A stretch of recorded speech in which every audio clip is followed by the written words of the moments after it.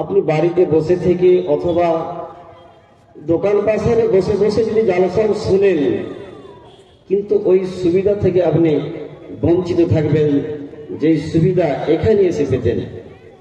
একটা হাদিসে কুদসি আপনাদেরকে শোনাই এই মর্মে। আল্লাহ পাক রব্বুল আলামিন ডাইরেক্ট বলছেন, কিন্তু কথাটি নবীজির মুখ দিয়ে বের হচ্ছে। হাদিসে কুদসি আল্লাহ বলেন কি, মান যাকারানি ফি নাফসিহি যাকারতুহু ফি নাফসি,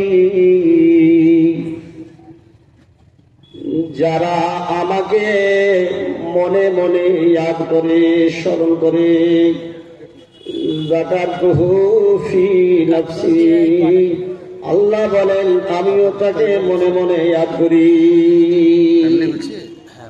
যে লোকটি আমাকে মনে মনে একান্তে নিরিবিলিতে একা একাই ইয়াদ করে, স্মরণ করে, আল্লাহ বললেন আমিও তাকে মনে মনে ঠিক তেমনটাই ইয়াদ করি। আল্লাহু আকবার। আল্লাহ পাক কত দয়ালু, কত দয়াবান। আপনি যে কোনো সময় যে কোনো মুহূর্তে আল্লাহকে ইয়াদ করবেন।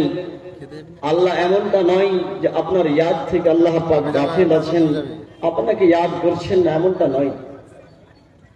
পৃথিবীর সবচাইতে ভালোবাসা দরদিনী, দয়াবতী, দরদিনী মা।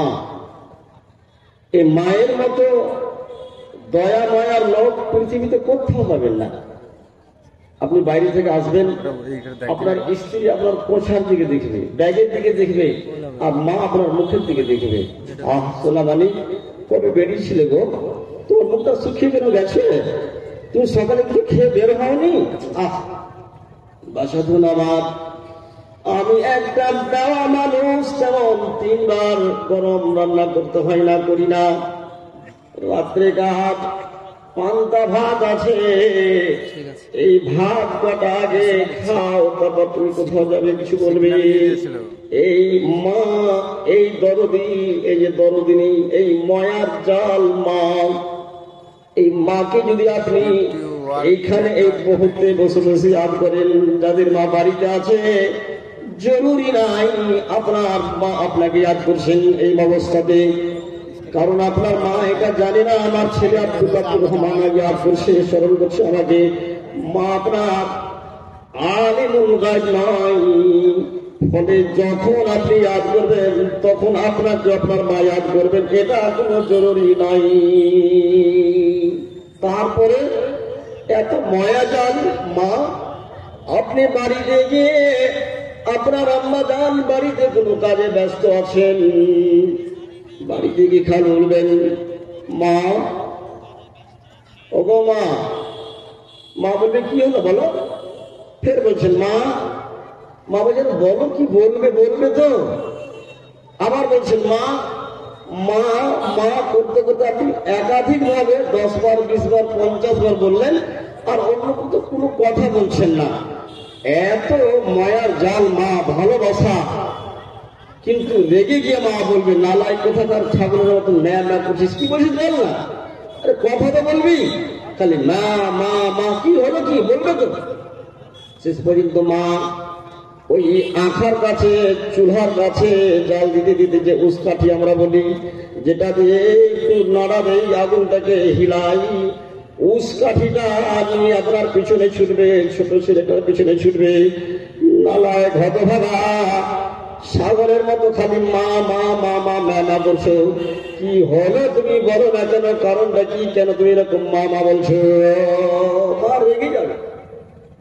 কিন্তু আল্লাহ রাব্বুল আলামিন আরশে আযীম থেকে ওই আল্লাহকে আপনি 1 বার নয়, 2 বার নয়, 5 বার নয়, 10 বার নয়, 50 বার নয়, 1000 বার যদি আপনি এখানে বসে বসে এখানে বলেন আল্লাহ আল্লাহ আল্লাহ আল্লাহ, আর চোখের পানিটা শুধু বের করছেন আল্লাহ বলার সাথে সাথে, আল্লাহ বলবে রে বান্দা, আমি তোর মনের কথা বলছি।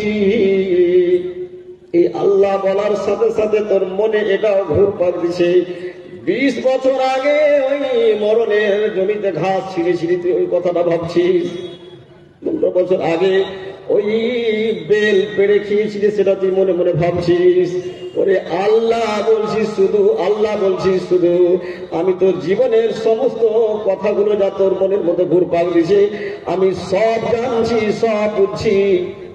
আমি শুধু আল্লাহ আল্লাহ আল্লাহ বলার কারণে চোখ দিয়ে পানি বের করার কারণে তোমাকে ক্ষমা করে দিলাম, আমি তোমাকে মাফ করে দিলাম।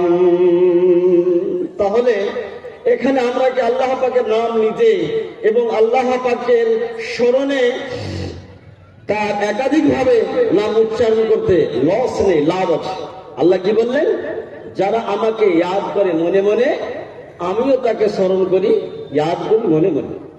ওয়ামান যাকারানি ফি মালাইন, এবং যারা যারা আমাকে এভাবে দলবদ্ধ হয়ে গুছিয়ে একত্রিত হয়ে জামাত সহকারে আমাকে ইয়াদ করে, স্মরণ করে, আমার নাম উচ্চারণ করে মনে মনেও যদি গাহে এরকম জামাতের মধ্যে, ওমান যাকারানি ফি মালাইন, এবং এইরকম জামাতের মধ্যে যারা আমাকে ইয়াদ করবে, স্মরণ করবে, যাকারতুহু ফি মালাইন মিন খায়রিন মিনহুম, আল্লাহ বলেন আমি ওই সমস্ত লোকগুলোর নাম এমন একটা জামাতে নি, এমন একটা দলের কাছে নি, যেই জামাতটা ওই পুলিন্দা গ্রামের লোকগুলো চাইতেও ভালো। মানে ফেরেশতার জামাতে আমি তাদের নাম নিয়ে নিয়ে স্মরণ করি। নারায়ে তাকবীর। তার মানে এখানে আমরা যারা আছি আমাদের নাম আল্লাহ পাক রব্বুল আলামিন একটা একটা একটা করে নিয়ে নিয়ে ফেরেশতাদের সামনে বয়ান করছেন, সেই হাদিস। তাহলে যারা বাড়িতে বসে জালসা শুনছেন অথবা দোকানে বসে বসে জালসা শুনছেন, আপনারা এই ফ্যাসিলিটি থেকে কিন্তু মাহরুম আছেন, এই সম্মান, এই মান মর্যাদা পাবেন না। ফলে আসুন জালসা গায়ে আসুন, ইনশাল্লাহ এখানে যতগুলো আলেমেরা এসেছেন ওনারা কোরআন ও হাদিস ছাড়া অন্য কোনো কথা বলবেন না। অন্তত পক্ষে আমি আমার গ্যারান্টি দিব কোরআন ও হাদিসের বাহিরে একটাও কিছু কথা বলবো না। আল্লাহ পাকের কাছে দোয়া করি, আল্লাহ সর্বপ্রথমে আমাকে তুমি যে কথাগুলো বলবো আমল করার তৌফিক দিও আল্লাহ, এবং আমার এই ভোলা ভালা সামনে শ্রোতা মন্ডলীরা বসে আছেন আল্লাহ তুমি ইনাদেরকেও যথাযথভাবে আমল করার তৌফিক দিও, বলুন আল্লাহুম্মা আমিন। আল্লাহ পাক রব্বুল আলামিন পবিত্র গ্রন্থ কোরআন মাজিদে আমি যে আপনাদের সামনে পাশাপাশি কয়েকটি আয়াতগুলি পড়ে শুনিয়েছি, সে আয়াতের শুরুতে আল্লাহ পাক রব্বুল আলামিন বিশেষ করে আমাদেরকে বলেছেন, যারা আমরা এখানে বসে আছি ইমানের আবেগে, ইমানের চাহিদাতে আমরা এখানে যে যারা বসে আছি, এই বসে থাকা লোকদেরকেই উদ্দেশ্য করে আল্লাহ পাক বললেন কি, আল্লাহ তাআলা মুমিনদেরকে অত্যন্ত ভালোবাসেন, অত্যন্ত ভালোবাসেন। আল্লাহু আকবার। এত ভালোবাসেন, এত ভালোবাসেন মুমিনদেরকে, মুমিনাদেরকে আল্লাহ তো ভালোবাসেন। আপনি মসজিদে যাবেন নামাজ পড়তে, আপনাকে নিষেধ করা হলো আপনি কাঁচা পেঁয়াজ খেয়ে মসজিদে যাবেন না। কাঁচা পেঁয়াজ খেলে একটু মুখ বন্ধ করুন, দুর্গন্ধ হয়। আপনার পাশে আরো একজন মুমিন মুসলিম, সেও নামাজ পড়বে, রুকুতে যাবে, সাজদায় যাবে, আপনার মুখের দুর্গন্ধ তাকে খারাপ লাগবে। ফলে কাঁচা পেঁয়াজ খেয়ে আপনি মসজিদে যাবেন না। বন্ধুরি আমার, এই কাঁচা পেঁয়াজের দুর্গন্ধ বলেন কতটা, এইটুকু দুর্গন্ধ আল্লাহ পাক রব্বুল আলামিন একজন মুমিনাকে দেওয়ার পক্ষে বললেন না, বরং তিনি নিষেধ করলেন যে এইটুকু হলেও তুমি তোমার ওই মুমিনকে, তোমার পার্শ্বেকার মুসাল্লিকে তুমি কষ্ট দিও না। তাহলে আল্লাহ পাক কত ভালোবাসেন।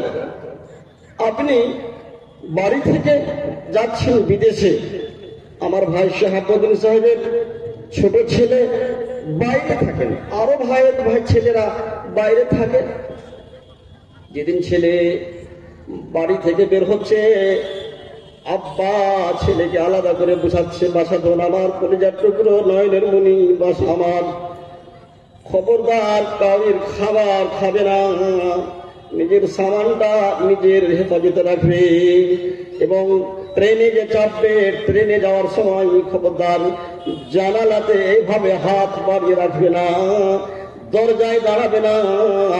তোমার গন্তব্য স্থানে যখন গাড়ি লাগবে ওই জায়গায় তুমি তোমার সিট থেকে নামবে। এক এক রকম করে আলাদা ভাবে বাবাতে হিদায়ত করছেন ছেলেকে, আলাদা ভাবে মায়ে হিদায়ত করছেন ছেলেকে, নসিহত করছেন ছেলেকে। কেন? ভালোবাসার তাগিদে, মায়া মহব্বত আছে বলে। আল্লাহ রাব্বুল আলামিন মুমিনদেরকে কত ভালোবাসছেন, এই ভালোবাসার তাগিদে নসিহত করছেন। আমাদেরকে আল্লাহ পাক নসিহত করছেন কি বলে? ইয়া আইয়ুহাল্লাযীনা আমানু, ওগো যারা তোমরা আমাকে না দেখে বিশ্বাস করিস, যারা আমার রাসূলের প্রতি ঈমান এনেছো, যারা কবরকে, হাসরকে, মিজানকে, ফুলসিরাতকে বিশ্বাস করিস, এক কথায় মুমিন মুমিনা তোমরা শুনো, লা তুলহিকুম আমওয়ালুকুম ওয়ালা আওলাদুকুম আন যিকরিল্লাহ। খবরদার খবরদার, যেন তোমাদের মাল ধন টাকা পয়সাই এবং ছেলে মেয়েতে যেন আল্লাহর ইয়াদ থেকে তোমাদের গাফিল না করে দেই, বরবাদ না করে দেই, হালাক না করে দেই।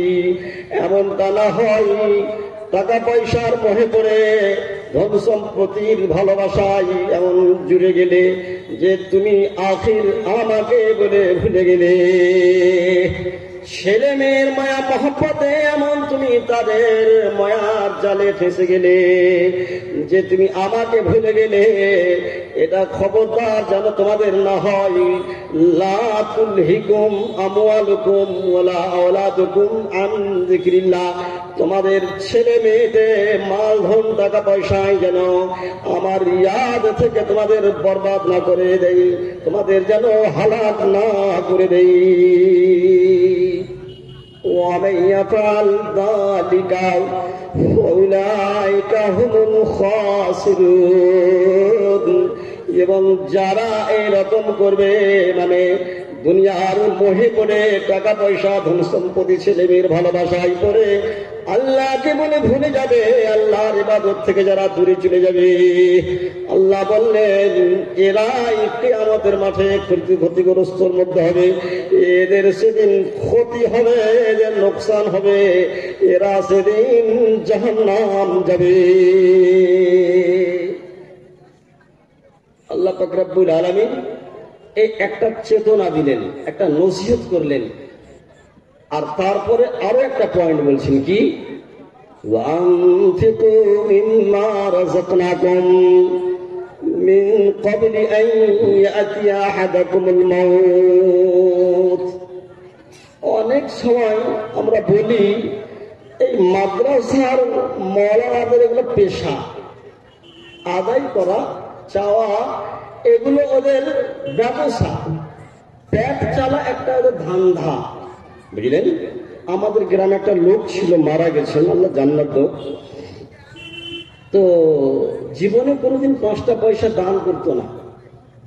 একবার, এখন আল্লাহ রহমতে মসজিদ, ওয়াক্তে মসজিদ, তখন মাটির ছিল, তো ওটাই মসজিদ, জুমা মসজিদ ছিল, তখন জনসংখ্যা খুব কম ছিল। তো একদিন সব জুমার পরে মোসাল্লিগণরা বসলেন যে মসজিদটা একটু ভালো করতে হবে। আলোচনা হতে হতে হতে ওই লোকটা, বখিল লোকটা, ও কি করবে? দিবও করতে পারে না, কারণ জীবনে কোনদিন দিয়ে অভ্যাস নেই, আর দিব নাও করতে পারে না, কারণ লোক নিন্দা করবে। ও বসে থাকতে থাকতে থাকতে থাকতে ওই মসজিদের দরজাতে এসে, বুঝলেন সাহেব, আকাশের দিকে দেখছে, আসমানের দিকে, বরবাদ হয়ে গেল। আকাশে মেঘ ফেলতে মন নেই, হালকা হালকা মেঘ আছে, ওটা বাহানা করলে এত সকলে জোরে বাড়ি চলে গেল, তো চলে গেল। তো বলছিলাম যে যাদের দান করার অভ্যেস নেই তারা আবার গনায় বেশি, ওখানে দিলাম, ওখানে দিলাম, এখানে দিলাম, কত দিব কত দিব। আল্লাহ পাক বলছেন তাদের জবাবে কি? وأنفقوا مما رزقناكم من قبل أن يأتي أحدكم الموت وأنفقوا তোমরা খরচ করো তোমরা আল্লাহ রাস্তায় খরচ করো মিম্মা রাযাকনাকুম যেগুলো আমি তোমাদের রুজি দিই অর্থাৎ সঞ্চয়কৃত রুজি থেকে তোমরা আমার রাস্তায় দান করো। যে পন্থাতে কেউ চাষ করে রুজি সঞ্চয় করেন, কেউ মাস্টারিগিরি করে, কেউ মৌলানাগিরি করে, কেউ ব্যবসা, কেউ দোকানদারি, কেউ সৌদি আরব গিয়ে যেভাবে রুজি সঞ্চয় করি না কেন আমরা, আল্লাহ বললেন তোমাদের সঞ্চয়কৃত রুজি থেকে আমার রাস্তায় দান করো, আমার রাস্তায় খরচ করো। বলবেন এই তো দিয়েছিলাম 10 দিন আগে, 5 দিন আগে মাদ্রাসার কমিটি গণেরা গ্রামে গ্রামে ঘুরছিলেন আর তিনারা চাঁদা করেছিলেন, সেদিন 5,000 টাকা দিয়েছি, আজকে আবার কোথায় পাবো, কেমন করে দিব? এটাও মনে মনে অনেকে ভাবছেন, হয়তো মনে মনে ঘুরছে সেদিন তো মোল্লা সাহেবরা ছিলেন আর দান লিখিয়েছি দিয়েছি, আজকে না দিলেও হবে। আল্লাহ পাক রব্বুল আলামিন আপনার এই কথাটার উত্তর 1,500 বছর আগে দিয়ে দিয়েছেন। মিন ক্বাবলি আন ইয়াতি আহাদাকুমুল মাউত, মরণ না আসা পর্যন্ত তোমাকে দান করতেই হবে, করতেই হবে, করতেই হবে। আজ দাও, কাল দাও, পরশু দাও, মানে যতদিন পর্যন্ত মরণ না আসবে, না মরা পর্যন্ত আপনাকে আমাকে আল্লাহ রাস্তায় খরচ করতেই থাকতে হবে। وأنفقوا مما رزقناكم من قبل أن يأتي أحدكم الموت فيقول ربي لولا أخرتني। আল্লাহ এই জন্যই আপনাকে আমাকে নসিহত করে করে বুঝিয়ে বুঝিয়ে একটা একটা করে বললেন, কারণ এমন একটা সময় আসবে মানুষের, এমন একটা জমানা আসবে, এমন একটা স্থিতি আসবে যে সময়ে আপনি কেমন শক্তিশালী হন না কেন, কেমন বুদ্ধিমান হন না কেন, কেমন পুঁজিপতি হন না কেন, মরণের সিদ্ধান্ত যখন আপনার আসবে ভাবে আমার বন্ধুরা, সেই স্থিতিটা খুবই কঠিন, খুবই কঠিন। আল্লাহ রাসূল মৃত্যু শয্যায় সজ্জিত হয়ে আছেন, শুয়ে আছেন। ঘন্টার পর ঘন্টা নবীজির শরীরে উন্নতি হচ্ছে না, ভালো হচ্ছে না, আরো মানে বেমারির দিকে বেমারির করে আলো ঢলে যাচ্ছে। কে যেন পায়ের দরজায় ডাক দিল, নবী বলছেন বেটি ফাতেমাকে, বেটি রে যাও, কে আসে দেখো। বেটি ফাতেমা দরজায় গিয়ে দেখছিল আল্লাহু আকবার, এমন একটা রূপ নিয়ে মানুষ দাঁড়িয়ে আছে যেন মনে হচ্ছে তার একটা পা জমিনে, একটা পা আসমানে। আল্লাহু আকবার, ভয়ঙ্কর চেহারা দেখে ফাতেমা দৌড়ে বাবার কাছে লম্বা যান। জানি না কোন ভূত, কোন জিন, কোন পরি দরজায় দাঁড়িয়ে আছে, দেখে ভয় মনে হচ্ছে তার পা যেন জমিনে একটা এবং মাথা যেন আসমানে, এরকম বিরাট শরীরের আকৃতি একটা মানুষ। নবী বললেন যে বেটি ফাতেমা, তুমি জানো না ওই লোকটি হচ্ছেন মালাকুল মউত, ওকে বাড়িতে আসতে দাও বলে আব্বা ডাকছেন। এলেন, আসার পরে সালাম কালাম হলো। আজরাইল বলছেন, মালাকুল মউত বলছেন, আল্লাহ রাসূল আমি আপনাকে নিয়ে যাওয়ার জন্য এসেছি, আপনি নিজের ইচ্ছা প্রকাশ করেন, যদি আপনি থাকতে চান থাকতে পাবেন, যদি যেতে চান তো সেটা আপনার ইচ্ছার উপরে ডিপেন্ড করে। নবীজি বললেন কতদিন থাকবো? যতদিন আপনি চাইবেন, তারপর যাওয়া লাগবে। নবীজি বললেন তাহলে এক কাজ করো, যখন যাওয়াই লাগবে তো আজকেই চলো, আমার অপেক্ষায় আমার মাহবুব, আমার আল্লাহ রাব্বুল আলামিন অপেক্ষিত হয়ে আছেন, আমি কখন যাব? তো আজকেই চলো, আজকেই চলে যাব। মালাকুল মউত নবীজির সিনাতে একখানা হাত রাখলেন, আল্লাহু আকবার। নবীজি বলছেন যেন মনে হচ্ছে পাহাড় বুকে চাপিয়ে দেওয়া হয়েছে। আল্লাহ পাকের রাসূল বারবার ওই পিয়ালাতে হাত দিচ্ছেন এবং পানি নিয়ে মুখে রকম মাখছেন। কি সিদ্ধাত সাকরাতুল মাউত। আল্লাহ পাকের রাসূল দোয়া করতেন, আল্লাহুম্মা ইন্নী আউযু বিকা মিন সিদ্দাতিল মাউত ওয়া সাকরাতিল মাউত। আল্লাহ, কঠিন মৌতের যে কঠিনাই আছে, সিদ্ধাত আছে, এই কঠিনাই থেকে আল্লাহ তুমি হেফাজত করিও, পানা দিও, বাঁচায়ো। বন্ধুরে আমার, এই মরণকালে মানুষ যখন চাক্কা ফেসে যায়, মালাকুল মউতকে যখন সামনে বিরাট আকৃতিতে দেখতে পাই, তখন বলে প্রতিটি মানুষ, আল্লাহ, আমি এতদিন বুঝতে পারিনি রব্বুল আলামিন। পুলিন্দা মাদ্রাসা জালসায় শুনেছিলাম, তবু আমার বিবেকে লাগেনি কথা নেই, কিন্তু সচক্ষে আজকে দেখে নিলাম মালাকুল মউতকে। আল্লাহ, তুমি আমাকে বেশি নয়, তুমি আমাকে মাত্র অল্প সময় দাও। কি বলে আপনার, অল্প সময়, 2-1 মিনিট 5 মিনিট, শুধু বাস 2-4 কথা আমার ছেলেদেরকে ডেকে গছিয়ে বলবো, বেটারে আমার ওই মাঠে জমিগুলো ছিল, জমিগুলো ভাগ তোমরা নিও না, জমিগুলো পুরিন্দা মাদ্রাসায় দিয়ে দাও। ফায়াকুল রাব্বি লাউলা আখরতনি ইলা আজালিন করিব। সেদিন বলবে বান্দা আল্লাহকে, আল্লাহ, আমাকে খুবই কম সময় দাও গো, ওয়া কুন মিনাস সালিহিন। এবং আমি পুরিন্দা গ্রামের যারা প্রথম আগে যুগে আর ভালো ভালো দানকারীদের যে সূচি রয়েছে, আল্লাহ, আমি তাদের সূচিতে নামটা না চাপিয়ে আমি সলিহিন নেককার লোকদের মধ্যে একজন হয়ে যাব। বলেন, সে সময় এই চিন্তা করে, এই ভাবনা ভেবে কোনো কাজে আসবে? আল্লাহ জবাব দিয়েছেন, ওয়ালাই ইউআখিরুল্লাহু নাফসান ইযা জাআ আজালুহা। কখনোই সময় দেওয়া হবে না। ওয়ালাই ইউআখিরুল্লাহু নাফসান, কখনোই কোনো নফসকে, কোনো মানুষকে তার নির্দিষ্ট সময় থেকে পিছানো হবে না। কারণ আল্লাহ পাক রব্বুল আলামিন জানেন যে তুমি 60 বছর কি করেছো, এখন তোমার ফেলার নাম বাবাজি, তাই তুমি নিজের সম্পত্তি সব দিয়ে দেবো বলছো।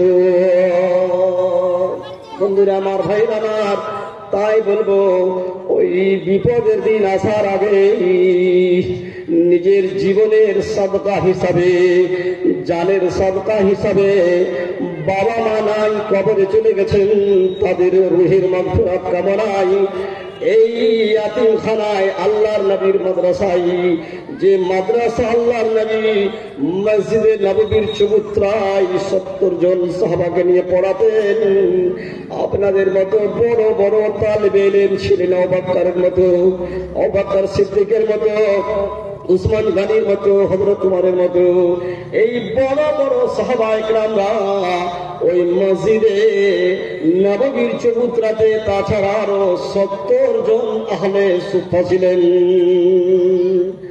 ওই সুন্নাতকে পালন করতে গিয়ে আজকে আপনারা মাদ্রাসা করে রেখেছেন। পুলিন্দা গ্রামের যে মাদ্রাসা, আর যে মাদ্রাসার সার্বিক উন্নয়ন স্বার্থে আজকে এই জালসা দিয়েছেন আপনারা। দেখলেন আমার আগে ছোট্ট ছোট ছেলেগুলো কি সুন্দর আওয়াজে, সুন্দর ভাবে যে গজল পাঠ করলো। বলুন, এই ছেলেগুলোই তো একদিন হবে আমাদের মতো, এই ছেলেগুলি হবে আমাদের চাইতে আরো ভালো আলেম। আমরাও তাদের মধ্যে একদিন ছিলাম। আমরাও ছোটবেলায় মাদ্রাসায় পড়েছি, জায়গির খেয়েছি, মোল্লা সাহেবদের টিফিন বহেছি, মোল্লা সাহেবদের মাথা টিপে দিয়েছি, গা টিপে দিয়েছি, কাপড় সাফ করে দিয়েছি, আজকে আমরা মৌলানা হয়েছি। ওই ছেলেগুলো একদিন হবে আমাদের মতো। তাই বলছিলাম, এই মাদ্রাসা খুলেছেন, এই মাদ্রাসাকে আপনারা কখনোই তেরছি নজরে দেখবেন না, এবং হাত্তুল মাকদুর যথাসাধ্য আপনারা প্রাণ খুলে এই মাদ্রাসাকে দান করবেন। তাছাড়া আল্লাহ পাকের রসুল খুব নিজেও তিনি দান করেছেন।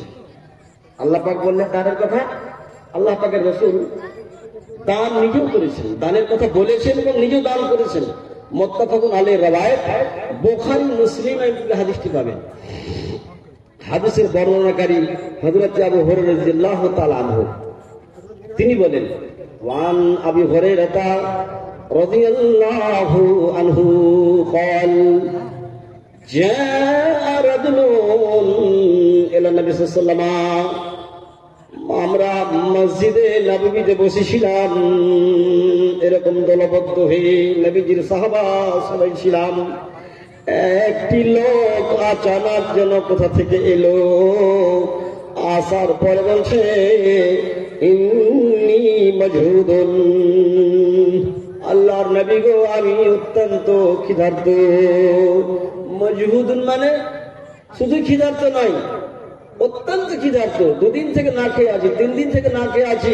না খাওয়ার ফলে গাল বসে গেছে, না খাওয়ার ফলে চোখগুলো বসে গেছে, না খাওয়ার ফলে এই ঠোঁট দিয়ে চোখটা উঠছে, একেবারে খাস্তা হালি উস্কু খুস্কু অবস্থায় এই লোকটি বলছে এসে ইন্নী মজহুদুন, আল্লাহ রাসূল আমি অত্যন্ত ক্ষুধার্ত আছি, আমি না খেয়ে আছি, আমার খাবারের ব্যবস্থা করে দিন। আল্লাহু আকবার। আল্লাহ পাকের রাসূল রাহমাতুল লিল আলামিন জনাবে মুহাম্মদ রাসূলুল্লাহ সাল্লাল্লাহু আলাইহি ওয়াসাল্লাম দাঁড়িয়ে গিয়ে বলছেন ফারসালা ইলা নিসাইহি, আল্লাহ পাকের রাসূল একজন সাহাবীকে বললেন, বলে আমার সাহাবা যাও বাড়িতে যাও, বাড়িতে গিয়ে আমার স্ত্রীকে বলবে বাড়িতে যে খাবারগুলো আছে ওই খাবারগুলো এখানে নিয়ে এসো, মেহমানকে খাওয়াতে হবে। সাহাবা গেলেন নবীজির স্ত্রীর কাছে, বাড়িতে গেলেন। স্ত্রী কি বলছেন?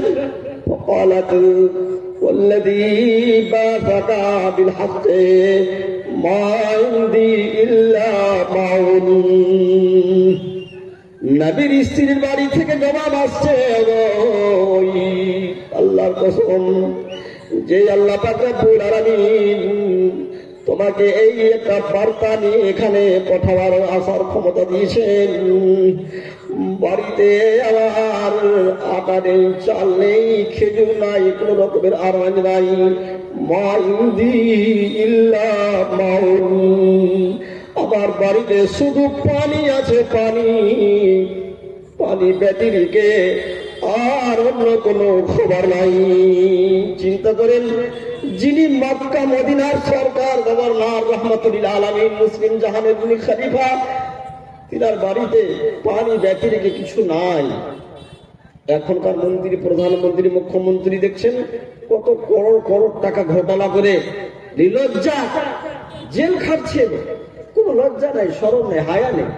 জি, আল্লাহর নবী দোজাহানের বাদশাহ নেতা যিনি, তিনি বলছেন তেনার বাড়ি থেকে আওয়াজ আসছে মা ইন্দি ইল্লা মাউন, বাড়িতে পানি ব্যতিরিক অন্য কিছু নেই।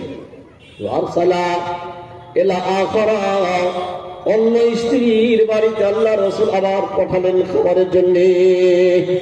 ফাকালাত মিথলুহুন্না, ওই বাড়িতে ওই স্ত্রী বললেন ওই প্রথম বাড়ির মতোই, হাত্তা কুল্লা কুল্লুহুন্না মা ইন্দি ইল্লা মাউন, এমনকি একটা দুটা করতে করতে করতে 9 জন নবীজির স্ত্রী ছিলেন, 2 জন বাণী নিয়ে 11 জন।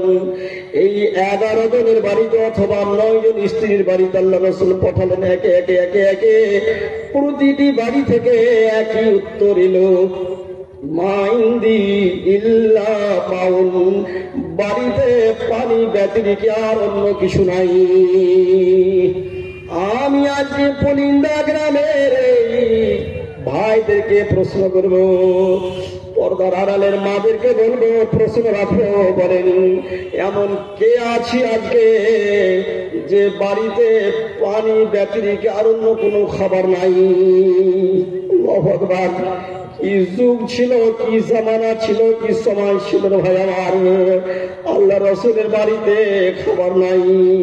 আল্লাহ রাসূল অত্যন্ত মর্মান্তিক ভাবে এবং অত্যন্ত দুঃখ ভরা, বুক ভরা দুঃখ নিয়ে দাঁড় হলেন আর বলছেন, আমার এই মেহমানটাকে তোরা কে আছে একটু মেহমান নামাজি করবে। আমার মেহমান বলেছেন মাজহুদুন, আমি খিদার তাড়নায় সোজাভাবে দাঁড়াতে পারছি না, আমি খিদার তাড়নায় গালগুলো বসে বসে সোজাভাবে কথা বলতে পারছি না। এই মজহুদের আমার মজহুদ আমার মেহমানের মেহমান নামাজি কে করবে বলো? ফকালা রাজুল মিনাল আনসার, আনসারদের মধ্যে একজন লোক দাঁড়িয়ে বলছেন আলা ইয়া রাসূলুল্লাহ, আমাকে দেন, আমি আপনার মেহমানের মেহমান নওয়াজি করব। সে লোকটি কে ছিলেন? আবু তালহা রাদিয়াল্লাহু তাআলা আনহু। একটু ঘটনাটা লম্বা বললে না বুঝিয়ে বললে সম্পূর্ণ বুঝে আসবে না। আবু তালহা রাদিয়াল্লাহু তাআলা আনহু মেহমানকে নিয়ে গেলেন বাড়িতে। বাড়িতে বাংলা বৈঠকে বসিয়ে দিয়ে বাড়ি থেকে গেলেন সাহেবার কাছে, স্ত্রীর কাছে। জিজ্ঞাসা করছেন, হ্যাঁ গো, বাড়িতে তেমন কিছু খাবার আছে? কেন, কি ব্যাপার? আপনি আজকে বাড়িতে ঢুকতে না ঢুকতেই খাবারের কথা জিজ্ঞাসা করছেন? পাগল, নবীর মেহমান এনেছি একজন বাড়িতে, নবীর মেহমান এনেছি, যার জন্য প্রশ্ন করছি। বাড়িতে কিছু খাবার থাকলে একটু তৈরি করে দাও, মেহমান নওয়াজি করবো, নবীর মেহমানকে খাওয়াবো। আহা, আবু তালহার স্ত্রী যখন শুনেছেন নবীর মেহমান, সঙ্গে সঙ্গে কপাল ঠাটাছেন, হাজি পোড়া কপাল, আজকে আমার বাড়িতে যদি আটা থাকতো, মাংস থাকতো, আমি সেগুলোকে সুন্দর করে তৈরি করে আমার মেহমানকে, নবীর মেহমানকে চভ্য লেজ্জ করে খাওয়াতাম, নবীর মেহমানের মেহমান নওয়াজি করতাম, নবী খুশ হতেন, আল্লাহ খুশ হতেন, আমি জান্নাত যেতাম। স্বামী যান, তেমন খাবার নেই, অল্প কিছুটা আটা আছে। এই আটাটাকে যদি পানি দিয়ে ছানানো যায়, ছোট্ট একটা রুটি হবে, ছোট্ট একটা টিকলি হবে, ছোট একটা রুটি হবে। এটা রেখেছিলাম। ওই ছোট্ট ছেলেটা হঠাৎ করে কখন খিদার তাড়নায় কাঁদবে, কান্না করে উঠবে, তার ক্রন্দনা থামার জন্য আটাটাকে রেখেছিলাম গুছিয়ে জগিয়ে, কখন প্রয়োজন হবে এই ছেলেটাকে দিব বলে। আবু তালহা বলছেন, বিবি সাহেবা, আমার ছেলেটাকে দাও, আমি তার কানে থাবা দিয়ে দিয়ে তাকে ঘুম দিয়ে দিব। তাই করলেন গো। নবীর কি মহব্বত ছিল দেখেন। নবীর মেহমান এনেছেন বাড়িতে, অন্য কোনো উদ্দেশ্য নয়। নবীর মেহমান এনেছি, নবীর মেহমানকে খাওয়াতে হবে।